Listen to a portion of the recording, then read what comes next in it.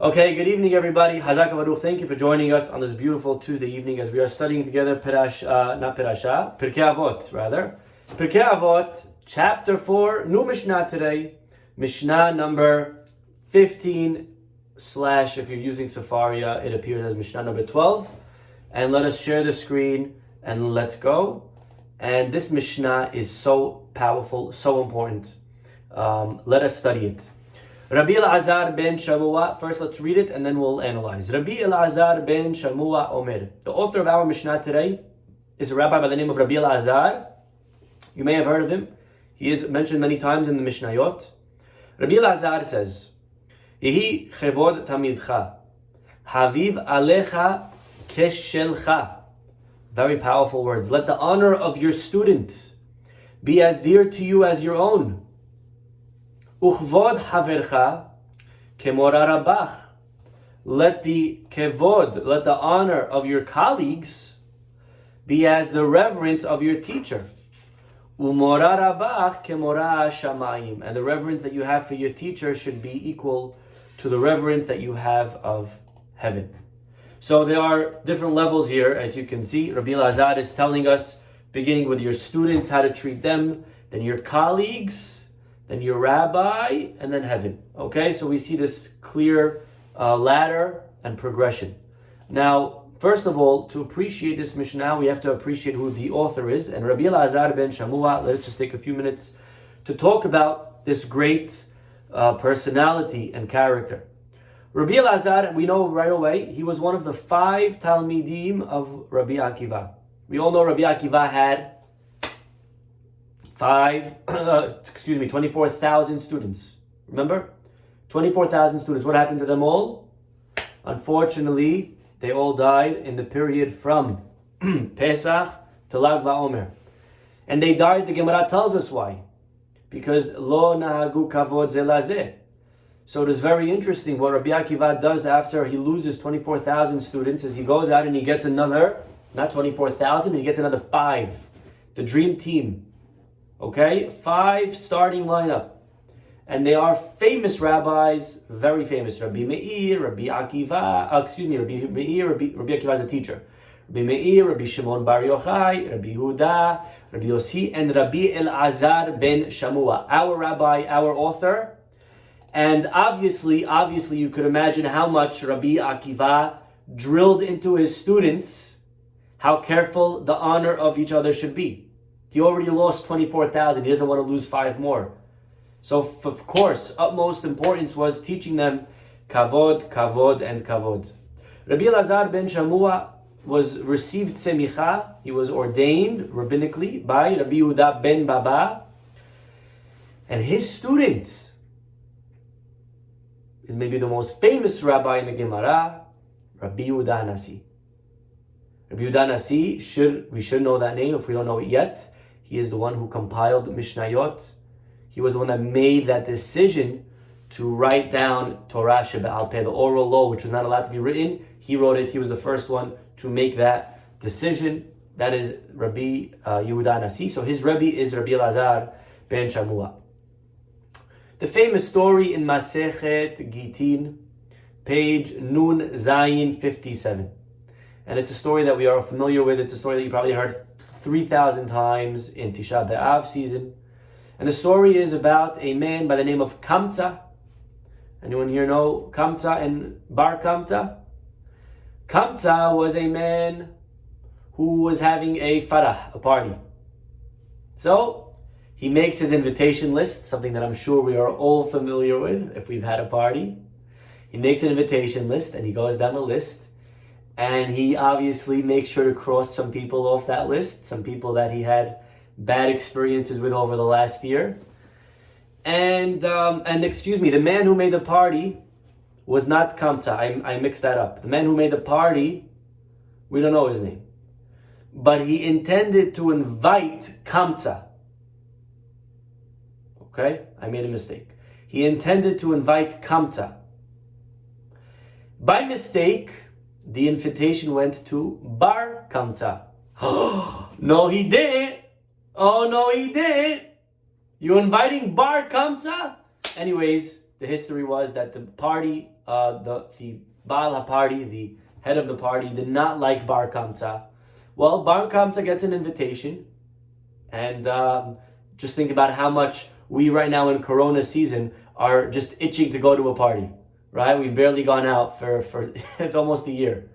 Any party we're rushing to. So the Jews, we like parties. So Bar Kamsa rushes to this party. He's sitting down, eating, enjoying. After all, we're Jewish. It's free food. What can be better? Right? You know what a Jew's favorite bracha is, right? Boreh free ha'etz. Okay. I'm sorry if you heard that one. Listen, there's no such thing as old jokes, only old audiences. Okay. So he has a party. Bar Kamsa comes over, and the owner of the party sees Bar Kamsa. What are you doing here? You were not invited. And Bar Kamsa is like, listen, please don't make a scene. I'm here. People are looking. I don't want to look bad. You know, my consuegros are. Anyways, consuegro is okay. Whatever. So he's like, sorry, get out of my house. Get out of my party. You're not invited, sir. He's like, all right, listen, I'll pay for my seat, okay? Just don't make me look bad, man. He's like, get out. Okay, I'll pay for half the party. Now, if this was a destination wedding, I'm sure the person would have accepted the offer. The amount that sometimes we spend on our parties. For some reason, the guy said, no, I don't. He really didn't like him, right? Half the party. It's pretty generous. He still didn't accept. Get out of my house. Okay, the guy walks out, and as he's walking out being humiliated, he notices that no one cared to defend his honor. The rabbis were there, all the people were there, they watched him get kicked out, and no one told the owner, listen, be nice, let him stay. No one said anything. Bar Kamsa, a Jew, was so hurt, he went over to the emperor. And he said, dear king, the Jews don't like you. He went to the Roman emperor. The Jews don't like you. The Roman's like, what are you talking about? They love me. He's like, no, they don't. Listen, bring a sacrifice, I'll show you, they won't even accept it. That's how much they despise you. The emperor couldn't believe it. He's like, are you sure? Okay. He sent an animal to be sacrificed. On the way there, Bar Kamsa secretly makes a cut in the eyelid of the animal. Some say by the lip of the animal. Either way, it's a place that for Jews is not okay, but for Goyim is okay. For Goy, they're allowed to bring korban. Anyways, the guy comes, Bar Kamsa comes to the Jewish people in the Beit HaMikdash, and he says, I have a gift from the emperor, and look, there's a slice, it has a blemish in the eyelid or in the mouth. The rabbis were in a conundrum. What do? They thought we should do it. For some reason, one rabbi said don't, we're going to lead up to problems. They ended up not bringing the korban. The emperor got outraged, led to the destruction of the Beit HaMikdash. This is the story in Masechet Gitin. And Rabbi Elazar ben Shamua, when he sees this, he said, look how careful, Rabotai, one has to be. Look how careful one has to be. See the power of embarrassment and how God takes up the cause of the victim. God helped Bar Kamsa bring about the destruction of his house and the burning of his palace to defend the embarrassment and the honor of one person. So Rabbi Elazar definitely knows a thing or two about respecting people. Again, his Rabbi Akiva, already lost 24,000. The Beit HaMikdash in his time was destroyed in his rabbi's time was destroyed because of the Bar Kamsa story. When he was asked how he merited to long life, right? How do you merit long life? So he answered, because he always showed respect to people. Just to share with you an amazing story, he would never walk into a room after his students already sat down. He did not want to hassle them to make them stand up again or appear as if he was stepping on their heads. Back then they didn't have nice fancy chairs. Guess where they sat? On the floor. So if the rabbi's walking on the floor, it looks like he's stepping on their heads. He did not want to disrespect or give them a feeling of disrespect, so he never walked into the room once people were already seated. Amazing sense of humility and appreciation for the honor of the people around him. Kohelet Rabbah tells us again just one final story, and then we'll jump right in. He was once walking on the seashore, There was a sailor whose ship got capsized, and he was there standing naked on the seashore. Well, he asked people around for help, for clothing. Nobody helped him out. Rabbi Elazar ben Shamua had mercy on this man. So, after seeing this man's ship get sunken, washed out in the shore without clothing, so he took off his garment, he gave it to the man, and he walked him over to his house. He fed him, he gave him some money, and he accompanied him to the door as he left. Well, as you can guess, many years later, this Roman achieved prominence in the government, and he made, unfortunately, many anti-Semitic decrees. They sent Rabbi Elazar to beseech on the Jewish people's behalf. When he walked in to the Senate in Rome, the second he saw Rabbi Elazar, he instantly recognized him. He realized he was Jewish. He canceled all the decrees. He presented Rabbi Elazar with a very sizable financial gift. Doesn't say if it was a Rolex, I don't know, it doesn't say that here. But whatever it was, he gave him a very nice gift. And he was able to see in his lifetime dividends of having just respect for decent humanity, how far it can go. Okay? You send and you put good into the world, and good from the world will come back to you. Okay? Shlach lachmecha al pnei hamayim, ki berov hayamim timtzaenu, says Shlomo HaMelech. Throw your bread, cast your bread into the water, and one day it will come back. Okay? And that is a beautiful story. Either way, now we appreciate what he has to say. Yehi kevod talmidcha. Number one, says Rabbi Elazar, let the honor of your students be as dear to you as your own. Now, on a very simple level, this means that the honor of your students that they receive, you should view as your own honor. Meaning, your students are a reflection of you. What they learned and what they teach is really a result of what you taught them. And so, any honor your student receives you should feel and cherish that honor as if it were your own. Right? That's why as parents, sometimes we get so upset at our children when we see them disrespectful, because we see them as a reflection, an extension of us. And if they're talking with a potty mouth, then people may think I have that. If they are mean, then people may think I'm mean. So why do we get so angry when our kids are not behaving? Because we are afraid, what does that say about me? Right? So Rabbi Elazar is saying that in the flip side, in the positive way, that we should view the honor that they receive as an extension of honor that we receive. Because again, at the end of the day, it's all, any honor they get is really thanks to what we taught them. But of course, the simple understanding of the Mishnah is honor your students. And Rabotai, I cannot tell you how important this Mishnah is.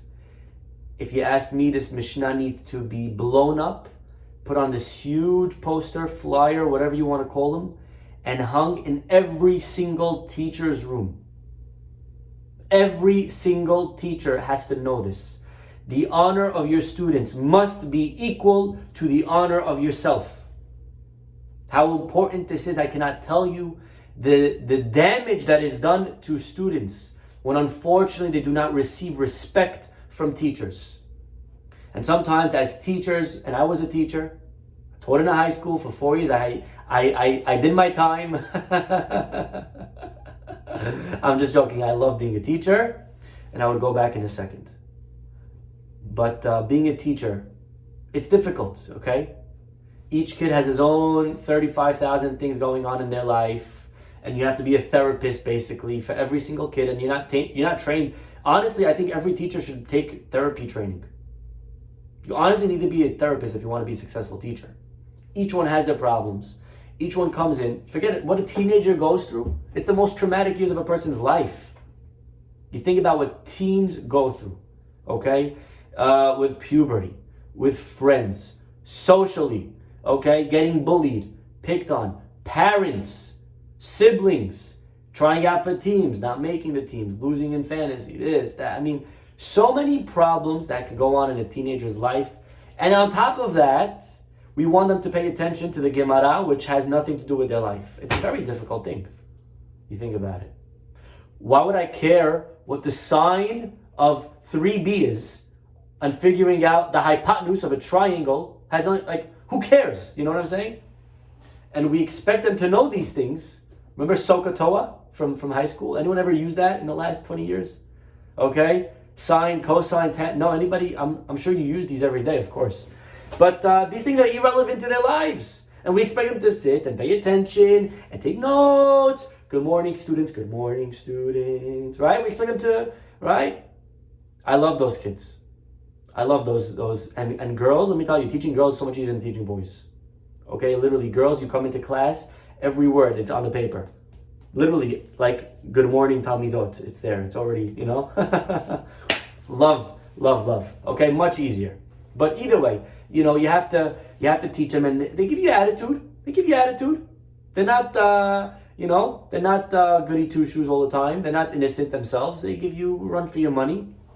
They remind you why their parents paid $30,000 education so that they could, let it go on you. And we're expected as teachers, it's very difficult to be respectful back but let me tell you something. When I was a teacher and I was debating, because I wanted, let me tell you, my goal as a teacher was to be, in one sentence, to be that teacher that I never had.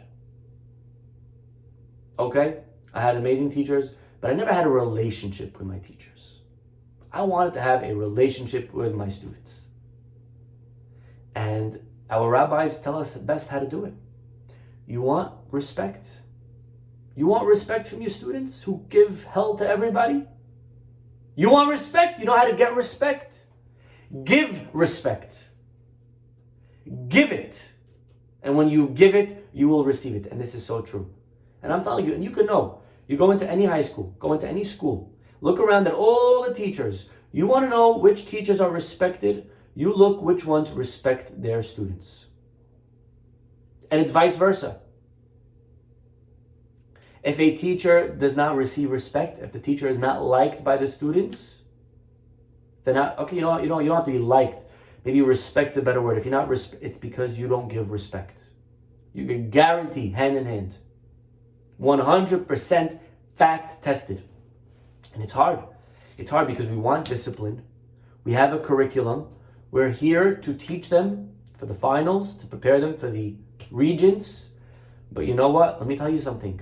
Sometimes in life, you get so focused on the trees, you lose sight of the forest. Now, I once asked somebody a great question, and they gave me an amazing answer. I asked them, what do you teach? They told, like in the school, I said, what do you teach? Their answer was amazing. You know what their answer was? Students. I don't teach Gemara or Halacha.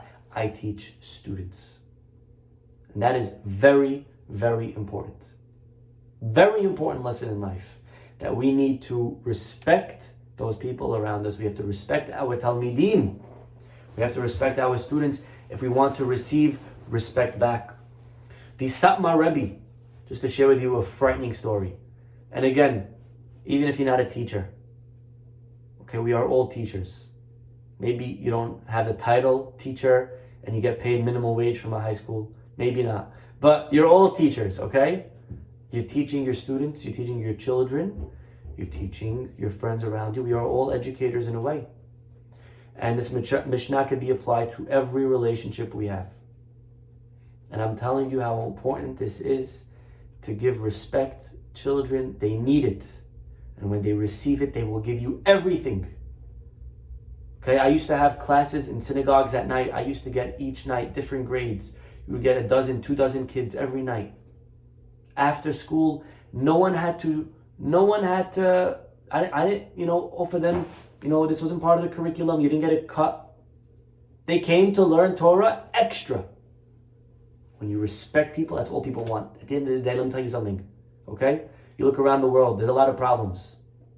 A lot of problems today. There's depression, there's anxiety, people feel low about themselves, people don't like who they are, don't like where they are, wish they could just restart life, or just go to sleep for 10 years and wake up, like, you know what I'm saying? Some people, tough, life is tough. Let me tell you something. many problems can be solved if people were respected. If people were validated, appreciated. It's unbelievable how powerful that is. The Satmar Rebbe was once speaking about the dangers of embarrassing a student. And he said, imagine you saw, this is frightening, Rabotai. Imagine you saw a shochet. What would your reaction be if you saw, you know what a shochet is? Somebody who sells meat, kosher meat, somebody who does the shechita, the slaughtering of the animals. What would your reaction be if a shochet allowed tarif, not kosher chicken, to be passed for kosher? What would you do? We would be, right? We would be bothered, right? We would be penalize him, fire him. How dare he? Disgusting, feeding us tarif. What's the matter? How could you dare? The audacity, whatever you would say, right? Says the Satmar Rebbe, yet, and he's not minimizing kosher. Please do not walk away. Oh, Rabbi said kosher is not a big deal. That's not what I'm saying. Okay, I just have to make that disclaimer. Says the Satmar Rebbe, as grievous as that sin is, eating tarif is bad. It affects your neshama. And many rabbis suggest that if a person's trying to grow and they want to let go of averot, the first averah, tarif, because tarif is inside. Every averah is external. You did wrong, it's wrong, and it's a sur, and we have to do tshuva. But tarif affects the neshama. As bad as tarif is, says the Satmar Rebbe, it's a sin for a brief duration, and for which there can be teshuvah. However, if a teacher humiliates a child in front of the class, he may inflict lifelong damage to the child's personality and learning abilities for which there may be no teshuvah. This could impact the child forever. Forever. I've spoken to people. I know people that 20 years later, 30 years later, they are affected negatively by a nasty comment they have gotten from a teacher. And maybe some of us are the same. Of course, we have to forgive. Of course, teachers are people and they make mistakes. Parents make mistakes. Like many of us can raise our hands and say, yes, we did. We make mistakes. We try our best, but we make mistakes. And children need to mature sometimes and learn that it's, parents will make mistakes. A teacher will make a mistake. I was called last week by a student who was traumatized. And this kid is a healthy, mature, self-esteem type of person, 29, 30 years old, was sitting in a class with a rabbi, and they were talking about Syrians, and then nonchalantly the rabbi didn't even mean to embarrass him. He's like, aren't you, and he named some other type of culture. I didn't know you're Syrian, aren't you this? And everyone started laughing, and the kid was very embarrassed. And this is a mature person, an adult. And especially any teacher, but especially Rabotai, a teacher or someone that represents Torah. If we're teaching Judaism, how careful we have to be not to embarrass people. Because let me tell you the truth of the matter is, unfortunately, the Gemara says, 3 partners in a person's life: mommy, daddy, and Hashem. Well, Hashem we don't see. But you know who represents Hashem in this world that we live in? The rabbi.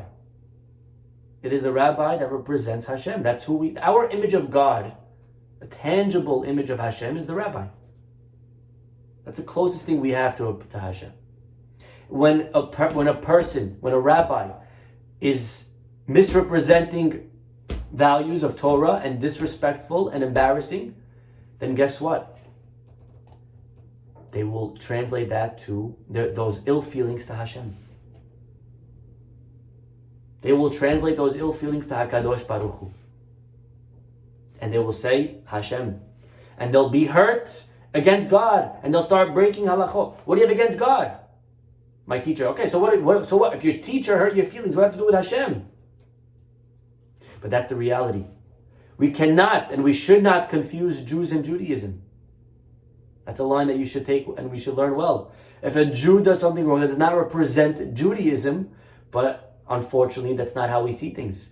People do confuse the two and they do overlap, and therefore, if we represent Torah and we're in a position, so any teacher, and again, how important it is as teachers to take, again, this Mishnah.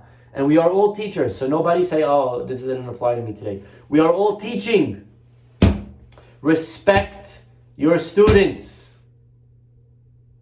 Let their respect be very important to you, like your own. Because at the end of the day, you want respect from them, there's only one way to get it. Give it. We give it, we will receive it. Okay, we'll stop over here. God willing, we'll continue tomorrow. Have a wonderful night.